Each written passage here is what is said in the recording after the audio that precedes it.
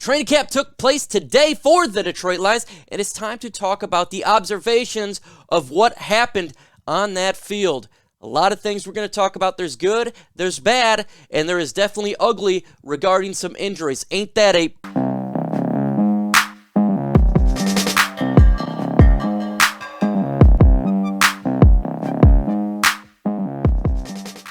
What's going on, YouTube, and welcome to Detroit Lions Talk with Mike. We talk all things Detroit Lions, news, rumors, analysis, breakdown, and everything regarding our franchise. In this video, we're talking about training camp observations. What took place, who's going up, who's going down, injuries, everything on the field for the Lions. But before we get into that, if you're not a subscriber, and yes, 54% of you are not, hit that subscribe button. You might as well so you don't miss out on the latest news, rumors, and hit that like button. Let's get to 200 likes in this video. Pride Nation is legit, and I know you can get it done. Yes, I know injuries are a part of the game, and when you get into training camp, players start to get nicked up, but it still really does suck, as this team is on a place where you don't want to have anything go wrong, injuries being a significant reason that can hamper the season for the Lions. However, the Lions have not had a significant injury up to this point. Other teams have, such as the Indianapolis Colts, but the Lions do have some players that are nicked up, such as DeAndre Swift. Still did not practice today, looking like he's not going to be playing on the preseason game Friday.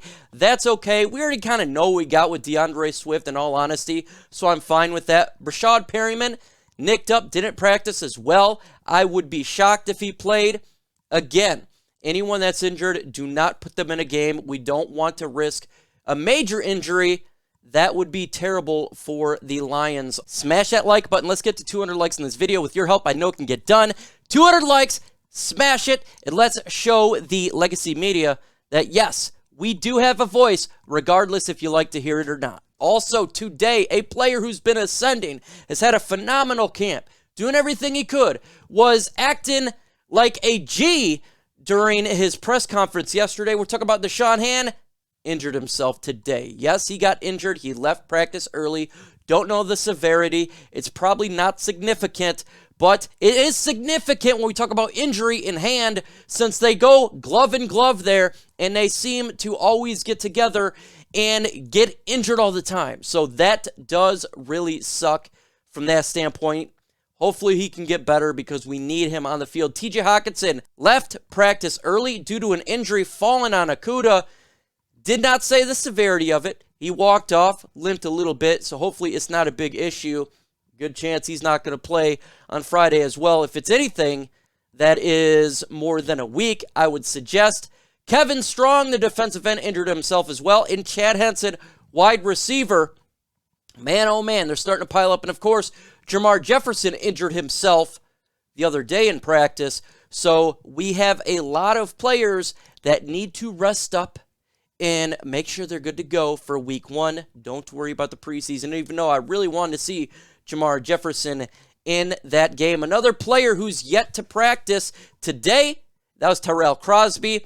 His more is a week-to-week. It's probably a more significant one, but thankfully he is not a starter for the Lions. He is a backup. There's a couple players that are trending down, and guess what?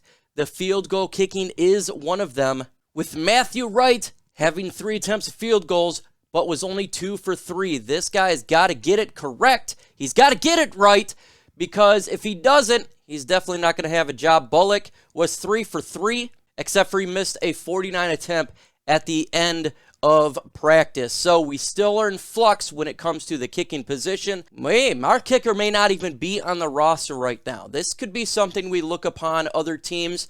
Generally, you have 2 kickers battling it out for other teams, so we'll see if one gets cut, and the Lions may pick him up, because right now, our kicking game is in a world of hurt. Alim McNeill, the tight end, had some rough blocks today, so he's kind of trending down as other players for the tight end is trending up, so hopefully he can get his act together, because look, we need to have our number 3, but the battle does rage on. It's not like it's his job right now, but hopefully he can get that squared away. Besides Matt Nelson, when it comes to the tackles of the second to third string, not talking about starters, they were getting beat up from the floor up. A lot of pressures were taking place towards Tim Boyle. So hopefully we can get another swing tackle in there, or a guard, somebody to help protect when it comes to the third string. Right now, you got Tyrell Crosby not practicing, so it's Matt Nelson and everybody else. And look, we need to have protection there. Someone's got to step up. Let's talk about trending up. And Austin Bryant, the defensive end, would have had 3 sacks today.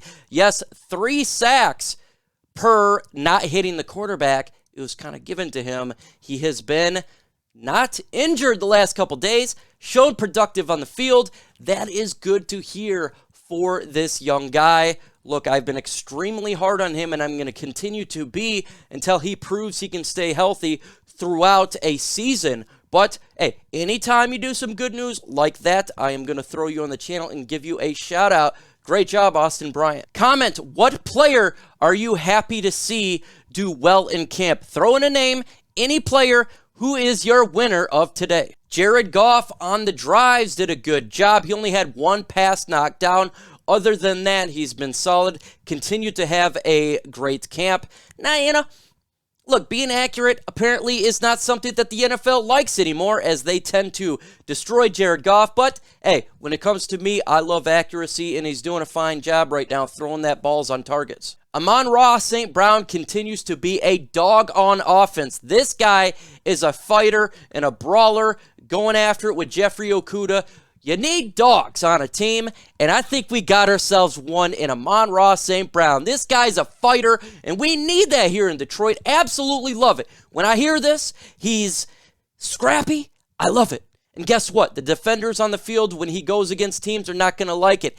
And Kalif Raymond did an interview. We're going to talk about him in a second. None other than Amon-Ra St. Brown waited for the interview for about 20 minutes to get back on the field when practice was over to get to work. Don't you love it? Don't you love these young guys going out there and doing everything he can to make immediate impact for this team? Amon-Ra St. Brown is a dog, and I love it. And when talks about Kalif Raymond, the 5'8" wide receiver, when I was at camp, he was making the catches. And guess what? He was doing it again today. Yeah, he's small. Yeah, he's a little guy, but guess what? He's catching the footballs, he's fast, and he's feisty, and he's beating on nickel corners. He's beating on the defenders, and that's what we love to see. And we're probably going to see him as the punt and kick returner, as he's doing a good job there. Hey, you can hold on to the football, and you can get some yards. You're a good replacement for Jamal Agnew. So huge shout out to you, Kalif Raymond. Alim McNeill continues to be a force in the middle. As every single day we talk about the defense, you got to talk about Alim McNeill. This guy has impressed me a whole lot. He is my biggest winner, and continue to see the growth of this guy is fantastic news for the Lions' future. You got to knock swings on the draft picks, and it looks like Alim McNeill is going to be one of those guys that the Lions hit a slam dunk. The offense is trying to give players in and out. Look, we got a lot of injuries when we're talking about the running back position. Jamaal Williams is the guy right now, and he's going with other players, which is nice to get these guys some field playing on preseason. We're not going to see a Jermar Jefferson probably. We're not going to see a DeAndre Swift, and there's a lot of other running backs who would love to make some noise. So Jamaal Williams right now is leading the way with backups to Dedrick Mills, Godwin, and Michael Warren. What guy could potentially stand out? Yes, they're probably not going to make the team, but if you have a chance to get on the field and do something, you may just turn some heads, and that's important for these young guys to do, as well as Jason Kabinda continues to be a force on offense, running the ball, catching the ball. This is another breakout player so far for me. I love seeing it. Hunter Thedford, one of the tight ends, jumped out with some good plays, trying to turn some heads in that tight end position when he went 11-on-11 drills. He was 25 yards ahead, continued to block. That's what you want from a tight end, is show that strength and willing to never give up on a play. Julian Okwara had a very good today in practice with Austin Bryant as well, getting after the quarterback, beating the offensive lineman. Exactly what you want to see from these young guys. Really, we know they have the talent. It's more the health. But it's nice to see them getting better, and hopefully we can really get a good look for them on preseason game 1. Romeo Okwara was doing well against the run stopping, exactly what you want to see. So it looks like the defensive line is really starting to show themselves. Jeffrey Okudah continues to be a player putting a lot of pressure on the wide receivers, being sticky and nasty.